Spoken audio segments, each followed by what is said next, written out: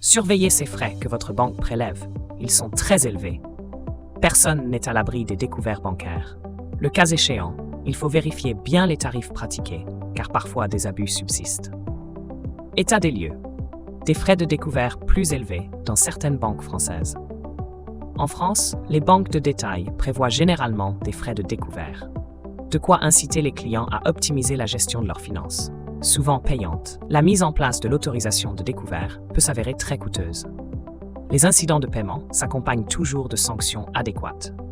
Citons par exemple les intérêts débiteurs, potentiellement élevés, ainsi que les commissions d'intervention en cas de dépassement de découvert. À cela s'ajoute le minimum d'intérêt débiteur ou du montant minimum forfaitaire trimestriel.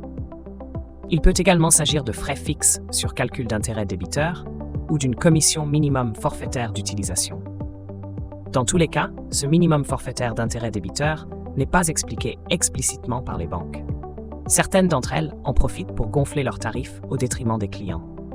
Des cas non isolés. De fait, cette surfacturation des petits découverts est loin d'être un cas isolé en France.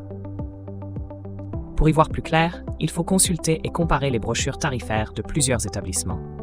Progressifs, les tarifs pratiqués sont très variables, autour de 5 € en moyenne.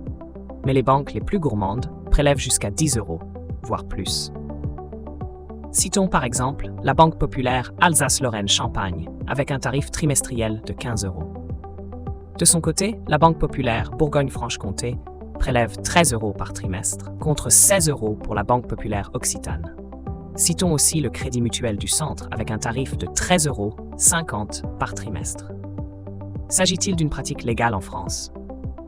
En dépit de ces tarifs explosifs, il s'agit d'une pratique 100% légale en France. En vertu de l'article R. 314-9 du Code de la consommation, ces taux usuraires sont autorisés. Les banques peuvent en effet prélever un minimum forfaitaire qui n'est pas pris en compte pour déterminer le taux effectif global à l'occasion de chaque facturation d'Agios. En principe, le taux d'usure n'est pas dépassé car ce minimum forfaitaire est hors tag. Cette information est inscrite clairement sur certaines brochures tarifaires. Il y a néanmoins des conditions prévues par le Code de la consommation. Pour que ce minimum forfaitaire soit facturé, il faut qu'il soit porté à la connaissance de l'emprunteur. Le montant du découvert doit également être inférieur ou égal à 400 € en moyenne journalière, calculé entre 2 arrêtés de compte. Notons que le minimum forfaitaire s'applique aussi aux découverts autorisés. Le cas échéant, cette ligne tarifaire est considérée comme discutable. Souvent, le minimum forfaitaire d'intérêt débiteur est facturé trimestriellement. Mais certaines banques prévoient une facturation mensuelle. Il y a bien sûr un nombre de jours autorisés, 3 ou 4 jours, dans le rouge. Au-delà, la facturation devient inéluctable.